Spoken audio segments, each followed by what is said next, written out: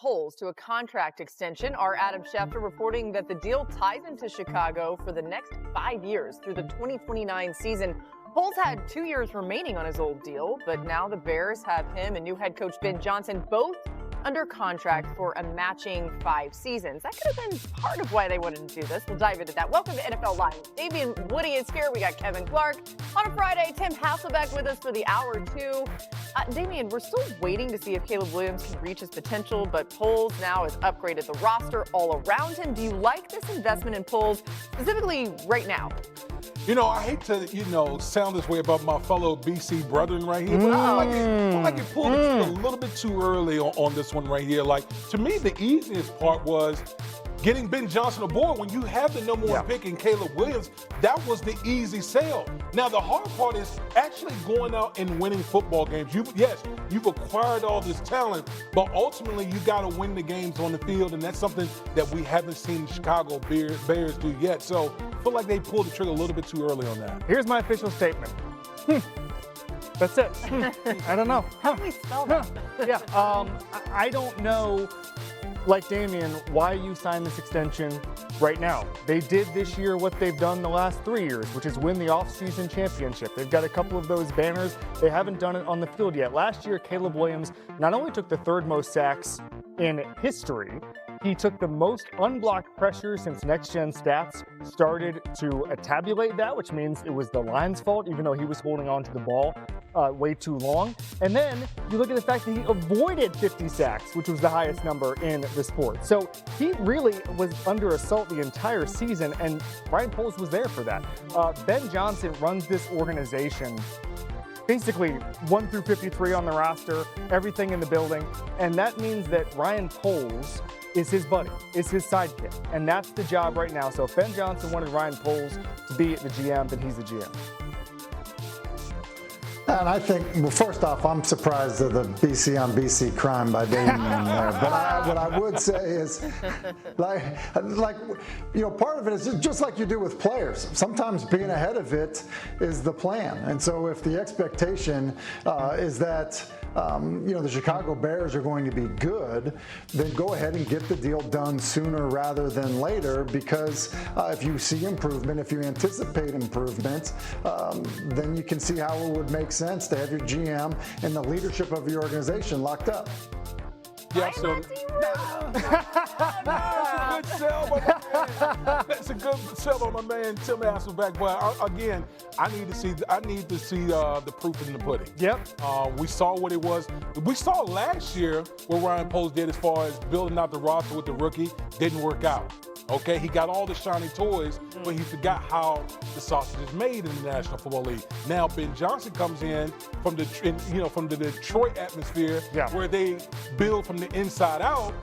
I'm not ready to give him credit for what transpired this offseason. If there's one thing I can give Ryan Poles credit for, it's recognizing there was a problem, a disaster looming with Caleb Williams. When I talked about all of those numbers from last year, they understood, first of all, go out and get credibility on the offensive line, get credibility with coaching. Dahlman, Joe Tooney, those were top of the market options for the offensive line. So there are no more excuses for Caleb Williams, but I'll say the same about Ryan Poles, and he just got extended. Okay, by the way, I think D-Wood did the one BC on BC crime to Ryan Poles, and then I think you did BC on BC crime to Tim, too. I hate to do that to my brother. But we still good. Okay, well, we'll just keep track of that ledger throughout the rest of the show. The Bears still looking for their first playoff win since 2010, by the way. Let's stay in that division. The Lions are looking to bounce back from this moment. Dak Prescott back, looking to throw. Hutchins got him, and down he goes. Aiden Hutchinson joining the sack party here at AT&T Stadium. And he is not getting up. Oh, my goodness. Okay. He pulled his gloves off immediately.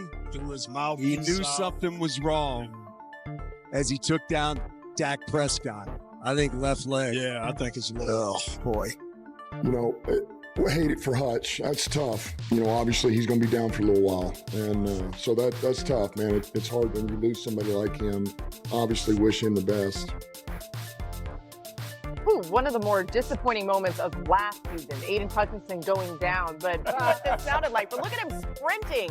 You love to see it. Aiden Hutchinson is going to make a huge difference being back, hopefully healthy in that Lions defense. And here's Hutchinson on how he's feeling.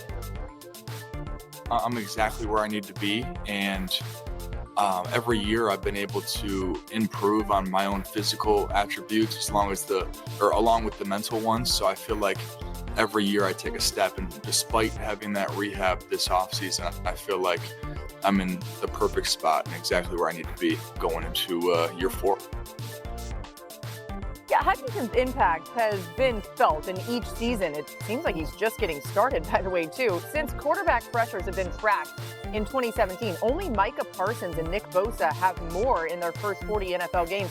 Hutchinson, third on the list, with still 1 game to go. Pretty impressive. You see that impact certainly being the second overall pick paying off. Kevin, let's start with the guy we just heard from, though. What will Hutchinson's return mean for this Lions defense? A fully healthy Aiden Hutchinson would be the biggest X factor in the entire league this year. Before he went down last year, he had a 38% win rate on pass rush. Nobody else in football was above 23%. That was Myles Garrett. That is special stuff. In 5 games, he had more sacks than Khalil Mack, Jadeveon Clowney, Matthew Judon had on the entire season. Wow. It was one of the most dominating 5-game stretches we've ever seen, and I don't think anybody was going to stop him if he played the final 12 games. So if he comes back and is that level, then yes, the Lions are back where they need to be. I think you're not going to see that immediately just because of human nature, just because it's an injury that takes a little bit of time. But yes, his fully healthy self is a wrecking crew and would change the entire NFC.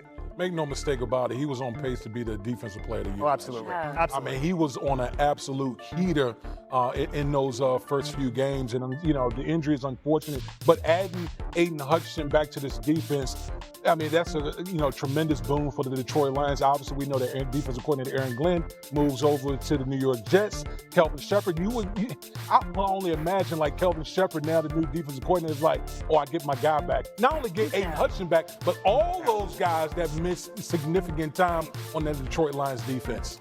Yeah, so they get those guys back, right? And Tim, we've mentioned, and you just heard D. Wood say, the loss of Aaron Glenn. They also lost O.C. Ben Johnson, who we were talking about off the top of the show, now the Bears head coach. How much does this really affect them to lose these 2 really important coordinators?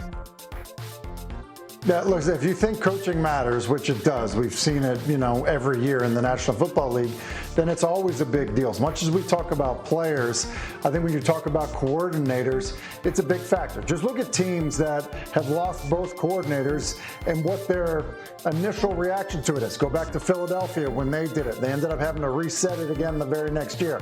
Look what happened when it happened to Dallas, where it was a new offense and defensive coordinator. It's hard. Ben Johnson has a new job for a reason. He was one of the most creative play callers. He was a play designer. He had good timing when he was aggressive with play calls. So I just think that while I agree with D. Wood, you're replacing what I believe is